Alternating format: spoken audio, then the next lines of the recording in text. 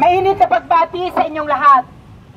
Ang Makabayan ay nakikiisa sa mga organisasyon na narito ngayon, mga organisasyon ng OFW na tumututol ng matindi, ng mahigpit sa pagkaltas ng budget sa Department of Migrant Workers.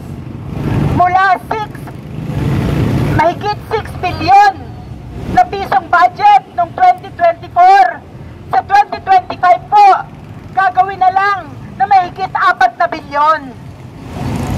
Kailangan ng ating mga kapatid, ang ating mga kababayan na nasa labas ng bansa, ang suporta at tulong ng gobyerno, lalo na ngayon na napakahigpit ng sitwasyon sa maraming parte ng mundo.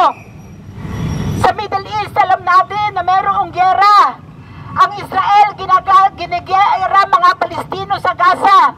At ngayon, ito ay kumakalat na sa Lebanon. May giyera rin sa Syria. Ang atin pong mga kapatid na nandoon sa North America at sa Europa ay dumaranas naman ng tinatawag na hate crimes. Nagagalit po yung mga ilang citizens sa Europa at sa North America sa mga immigrants o sa mga migrants. Ito po ang nararanasan ng ating mga kababayan sa ngayon.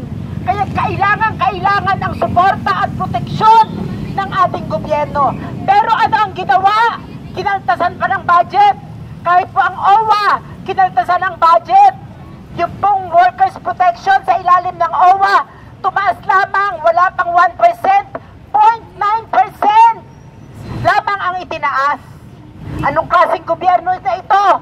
Na ang dami-dami, bilyon-bilyon ang pinapasok na pera sa ating bansa, pero hindi man lang bigyan ng karapatang suporta ang ating mga kababayan.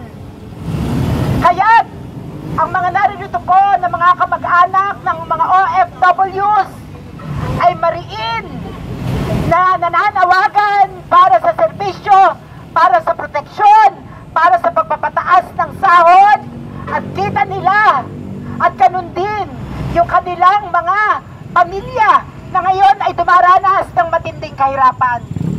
Hindi po gusto ng ating mga kababayang OFW na lumabas ng bansa para iwanan ang kanilang mga pamilya at magtrabaho sa labas ng bansa.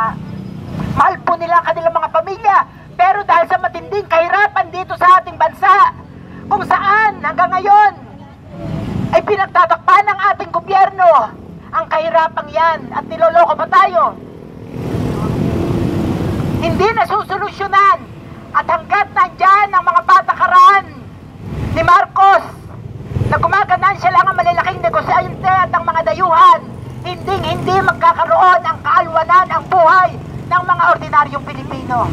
Kaya ang sinisigaw kanina pa, kailangan paunlarin ang ating ekonomiya, kailangan paunlarin ang ating agrikultura sa pamamagitan ng tunay na reformang agraryo at ang industriya sa pamamagitan ng industrialisasyon sa pambansa, nang sa ganon ay magkaroon ng trabaho ang ating mga kababayan, trabaho dito sa Pilipinas mismo, hindi sa labas ng bansa.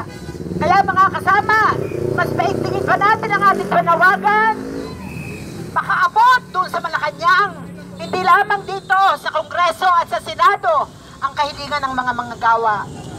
Muli, suportahan natin ang ating mga kababayan na nasa labas ng bansa sa lahat ng kanilang kahingian. Maraming salamat at magandang umaga sa inyong lahat.